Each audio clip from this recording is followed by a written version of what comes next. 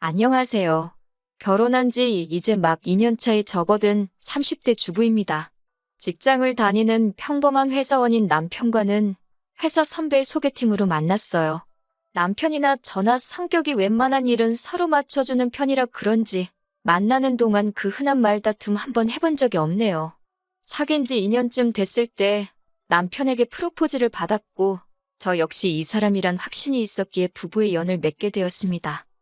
처음으로 시댁에 인사를 드리러 갔던 날이었어요.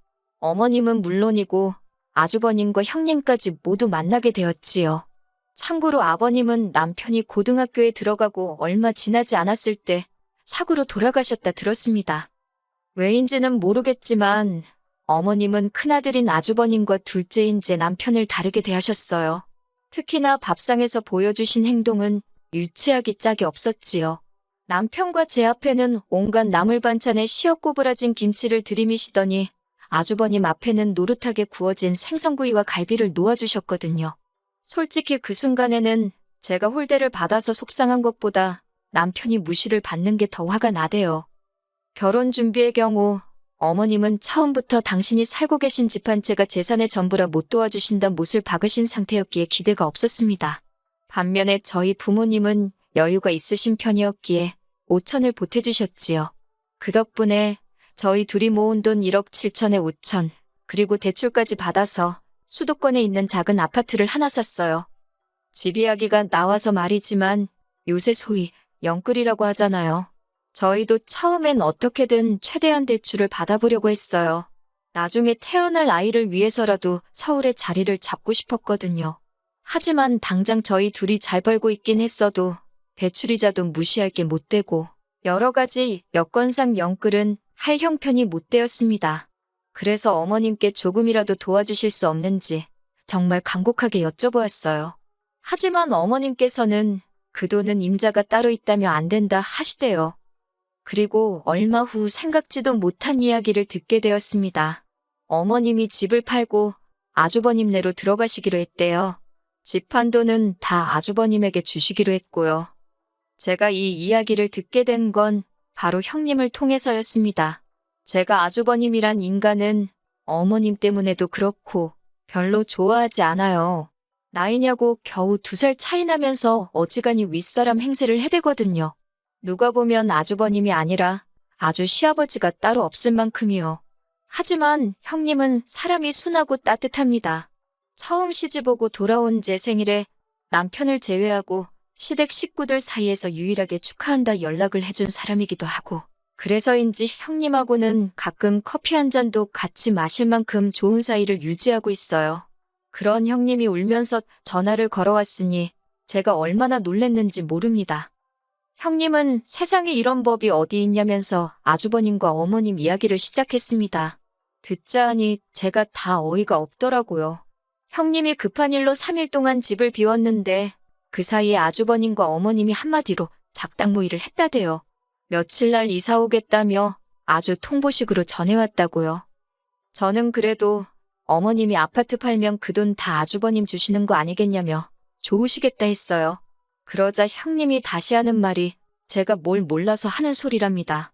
어머님 아파트 그거 지금 2억도 안 가는데 그나마도 근저당 잡힌 게 1억은 될 거라며 그러니 그 아파트 팔아서 대출 갚고 어쩌고 하면 막말로 물려받을 것도 얼마 없는데 너무 속상하다고요. 제가 달리해줄 말은 없었지만 오죽하면 같은 며느리인 저를 붙잡고 하소연을 하나 싶어서 안쓰러웠네요.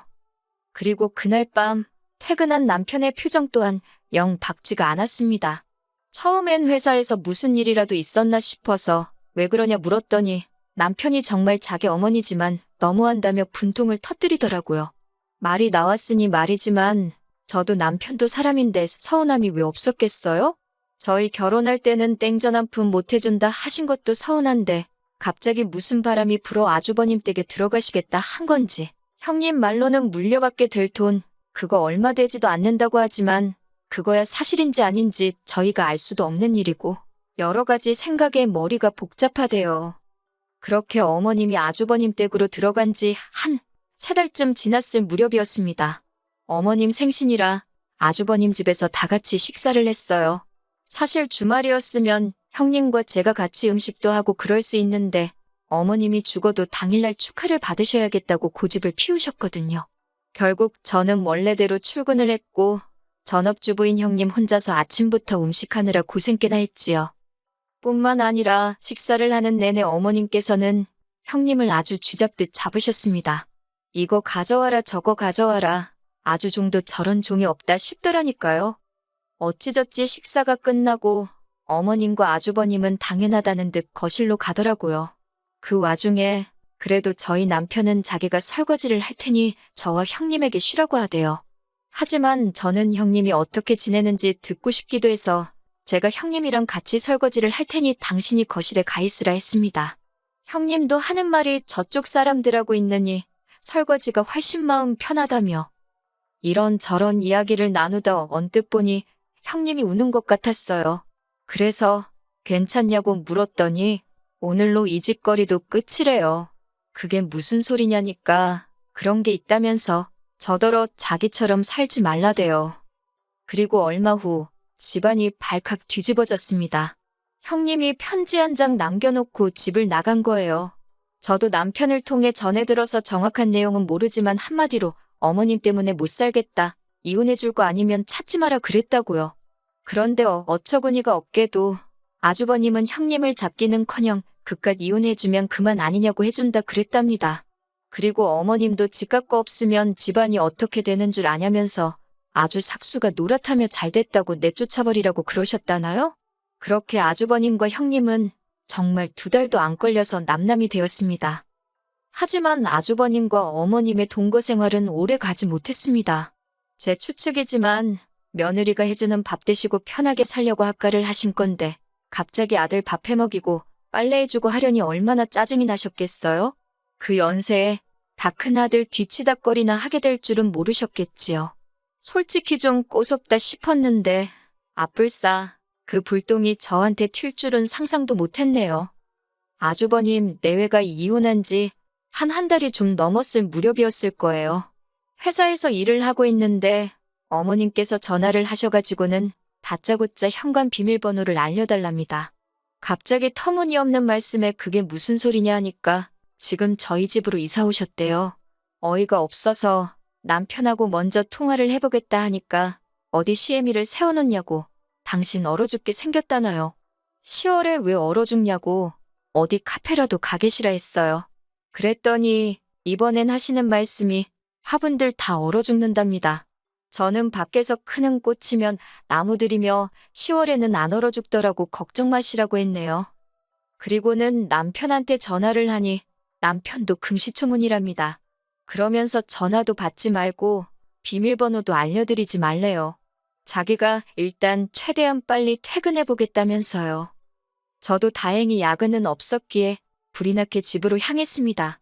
도착하니 현관 앞에서 어머님과 남편이 실랑이를 벌이고 있더라고요.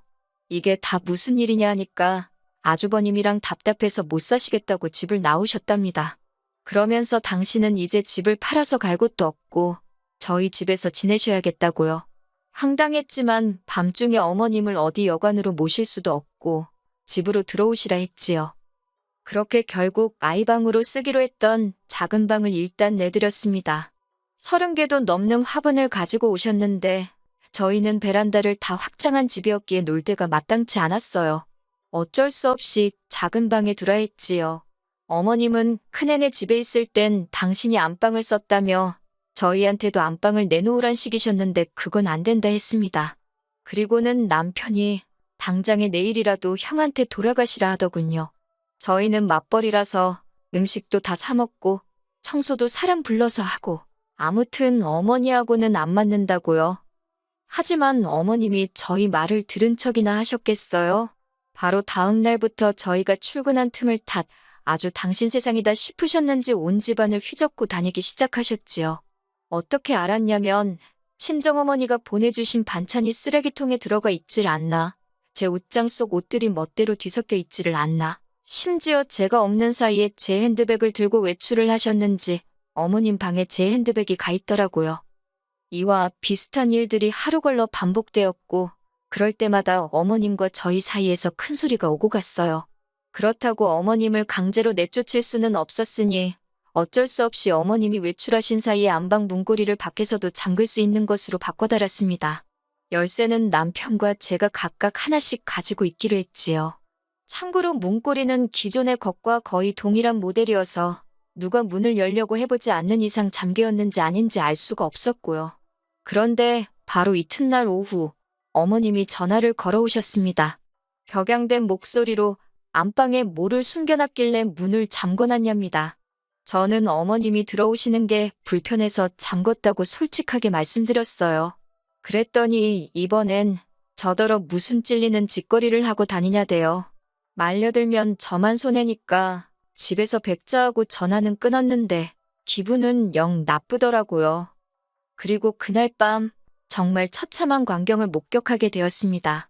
집에 도착하니 저희 안방 문고리가 처참하게 나가떨어져 있더군요. 어머님 말씀이 당신 화분이 하나 없어졌는데 그게 예뻐서 제가 가져갔다 싶더래요. 그런데 방문이 잠겨 있어서 당신이 망치로 뜯었다는데 어이가 없다 못해 소름이 끼치더라고요. 그리고는 급기야 그러니까 왜 사람 갑갑하게 안방문을 잠그고 다니냐고 소리를 지르셨어요. 어머님의 그 태도가 어찌나 당당한지 모르는 사람이 봤으면 제가 진짜 무슨 큰 잘못이라도 한 줄 알았을 거예요. 그리고 곧이어 퇴근한 남편이 들어왔습니다. 제가 떨어져 나간 안방 문고리를 보여주면서 남편에게 하소연을 하니 어머님이 저더러 웃기는 X라면서 시애미가 안방에서 뭐라도 훔쳐갈까봐 잠궜냐는 식으로 저를 정말 천하의 나쁜 X로 몰아가시더라고요. 그러자 남편이 내가 잠그자고 한 거라며 우리끼리 잘 살고 있는데 갑자기 나타나서는 왜 이 분란을 만드냐고 어머님께 악을 쓰더라고요. 형네 이혼시킨 것도 부족해서 나까지 이혼시켜야 직성이 풀리겠냐고. 그러자 어머님이 남편더러 여자애 환장했냐고 악을 쓰시는데 남편이 어머님을 거의 끌고 나가더라고요. 놀란 제가 뒤쫓아 나가는데 남편이 끌고 나간 어머님을 그대로 차에 태우더니 아주버님네 모셔다 드린다 하대요. 그렇게 좋아하는 큰아들한테 가서 살라고 둘째인 자기는 죽었다 생각하라면서요. 놀란 저도 차에 올라탔습니다. 어머님은 아주버님네로 향하는 내내 저희한테 욕을 하시다가 또 눈물을 쥐어짜내시다가 아주 난리도 이런 난리가 없었습니다. 그런데 저희 남편은 그런 어머님을 보고도 꿈쩍도 안 하더라고요. 아주버님네 도착해서는 차에서 내리지 않고 버티는 어머님을 강제로 들어옮기다시피 했지요. 결국 그렇게 어머님은 다시 아주버님네로 돌아가셨습니다.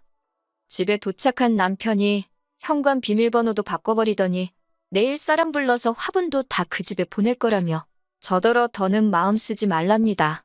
이런 꼴을 보게 해서 미안하다며 앞으로 자기는 가족은 없는 셈치고 저 하나만 보고 살 거라며 저한테도 그래달라 하대요. 그리고 며칠 뒤 아주버님한테 연락이 왔습니다. 한다는 소리가 형님이 너무 그리워서 그런다며 그래도 형님하고 저는 사이가 좋지 않았냐고 혹시 지금 형님이 어디 있는지 아냐입니다. 알지도 못했고 안다고 해도 제가 미쳤다고 그걸 알려주겠어요? 저는 형님이 보고 싶은 게 아니라 일할 사람이 필요한 거 아니냐며 불쌍한 형님 그만 찾으시라고 어머님하고 두 분이 잘 지내시라 소리를 질렀습니다. 아주버님이 저더러 어머님 안부는 궁금하지 않냐길래 그렇게 아끼는 큰아들하고 같이 계신데 얼마나 좋으시겠냐며 잘 계실 거라 믿는다 했지요. 솔직히 이 이후로 남편 속이 말이 아닐 거예요. 하지만 남편에겐 미안하지만 제가 섣불리 나서서 효도한답시고 어머님을 모실 수는 없을 것 같네요. 저는 그저 남편과 단둘이 행복하게 살고 싶은 마음뿐입니다.